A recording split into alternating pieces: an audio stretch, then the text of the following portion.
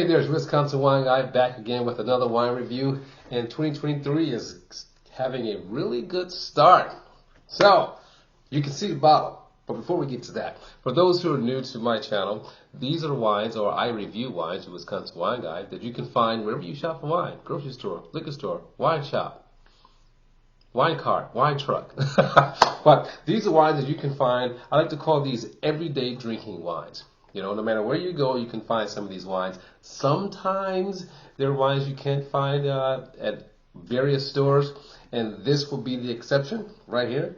But then most of the wines that I review are wines that are sitting right there on the shelves. I give them a taste. You know, what I think about these wines, again, these are my personal opinions. I'm letting my palate be the guide, and so should you.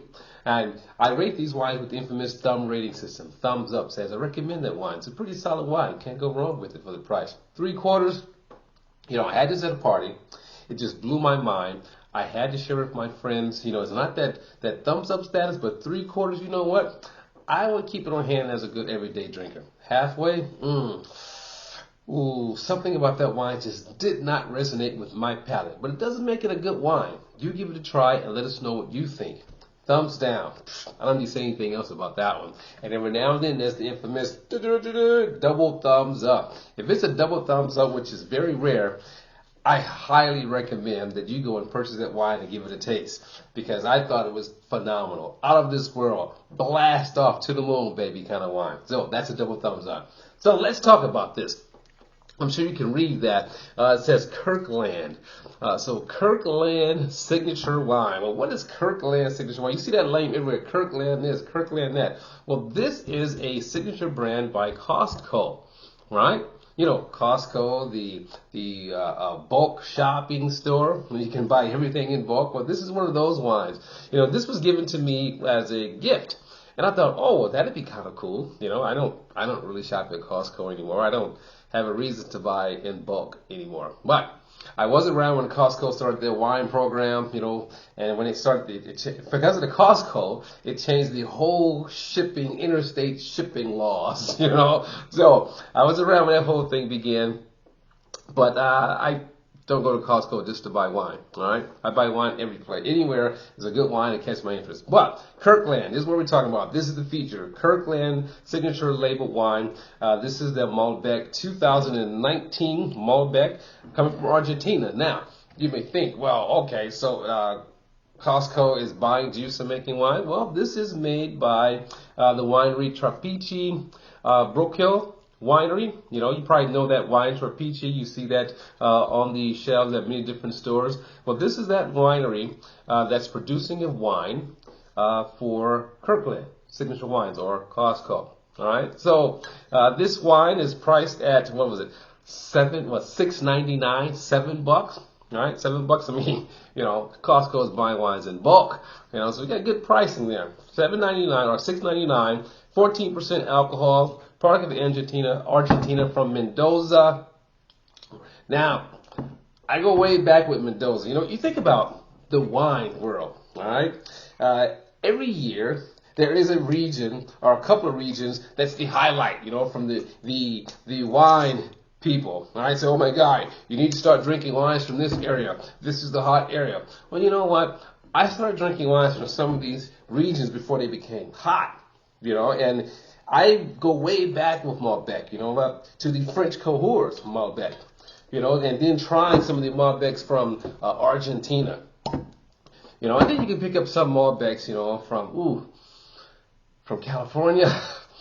Oh my God, take a look at that cork. Isn't that beautiful? Wow, look at that cork, baby. Woo! Nice deep purple. Well, I was getting to that, and I'm just taken off guard by this.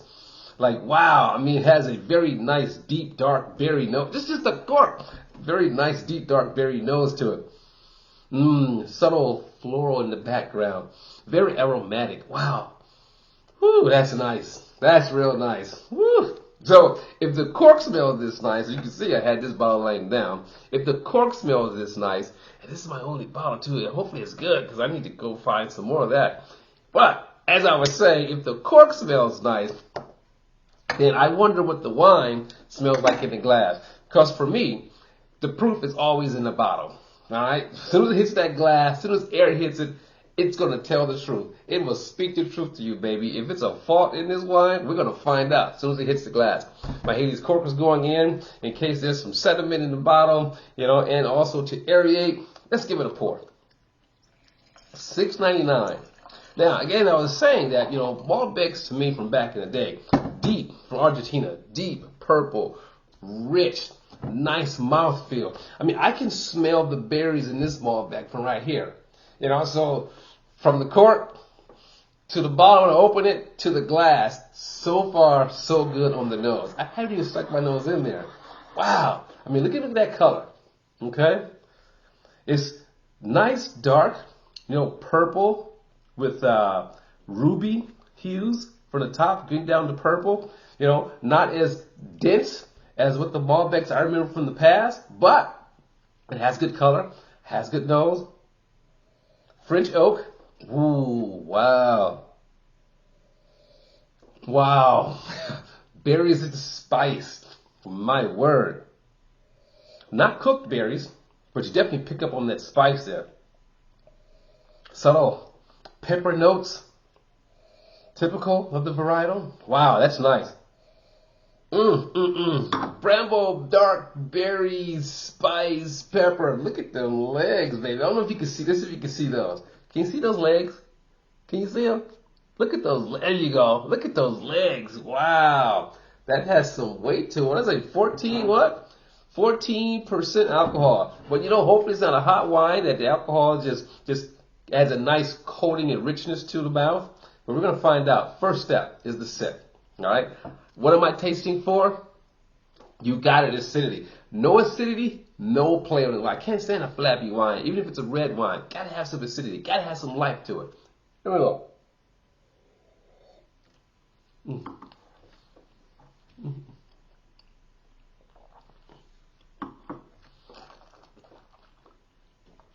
Now, mouth is watering.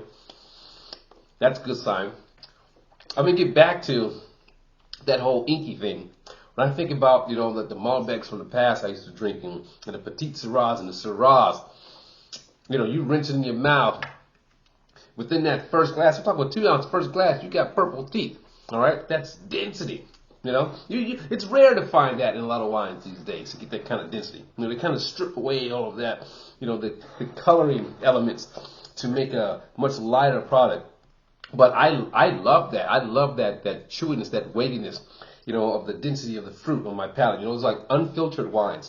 I'm in. All right. So now that was the rich, nice acidity, wonderful. I still taste the fruit, so a good finish. All right. So now for the taste, the moment of truth.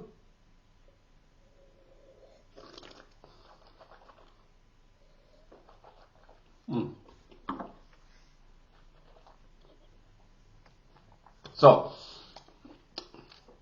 it has that jammy, grapey taste in the middle, spice all around, not heavy laden, okay? Not a burn of alcohol that I thought I would get off of this, you know? So it almost has like,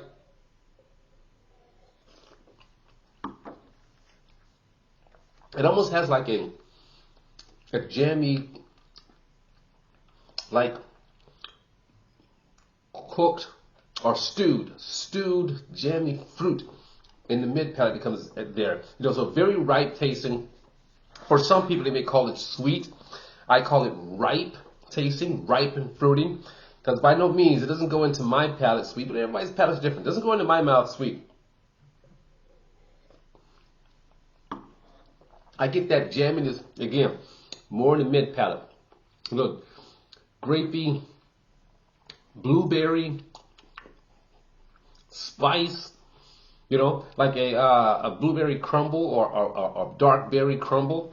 You know, you pick up some of that, but it doesn't have that level of sweetness like you pour the sugar in there. But it's not too bad. A good everyday drinking wine. Not going to be complex, but definitely has a good balance to it. Good fruit. Give another taste here.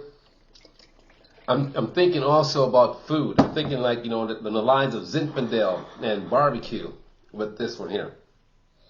But the barbecue sauce can't be a sweet sauce. It has to be a balanced sauce.